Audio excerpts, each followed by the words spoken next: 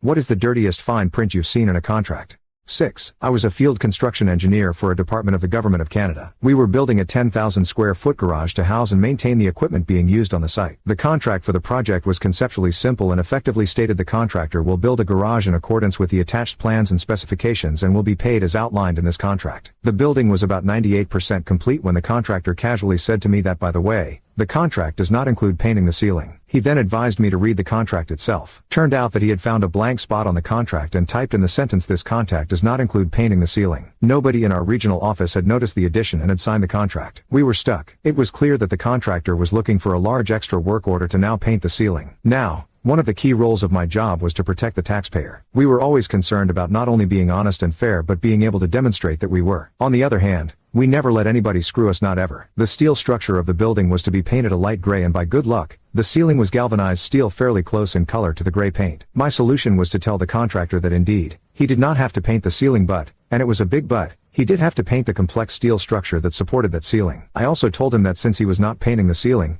he had to ensure that his painter did not overspray onto the ceiling, and also that he had to protect my new floor. The cost of masking the ceiling to avoid the overspray far exceeded the cost of just painting the ceiling. At one point, the painter said that it would be far easier to paint everything, and I told him that being a benign public servant, I would allow that, but not if I had to pay for it. He would not do it for free, so I told him to keep masking. As I said, we never let anybody screw the taxpayer. 7. A cohabitation clause in an employment contract. Back in the mid-1980s, when EDS was a big attractive company, I accepted a job offer from them. This was back when Ross Perot was in charge. There was a mountain of paperwork. Never saw so much for a job. I got to one paper that had the words cohabitation clause in smallish print. I asked the HR person about it. He explained that I would not be able to live with a member of the opposite sex that I wasn't married to, including a sibling, unless there were parents in the house. I kid you not. I was 28 years old at the time. I told him that he must be joking around, and he explained that the company has strict rules about how employees spend their free time. I explained that I was living with my then fiancée, and was not going to sign the paper. He said that it would be noted, and if anyone found out, it could mean termination. I had another job offer that paid slightly less in my back pocket, so I stood up, tore up the contract, thanked him for the opportunity, and walked out. I accepted the other job. I felt like I dodged a bullet. I had several friends who worked there, but none lasted more than a year or so. The corporate culture was apparently very toxic.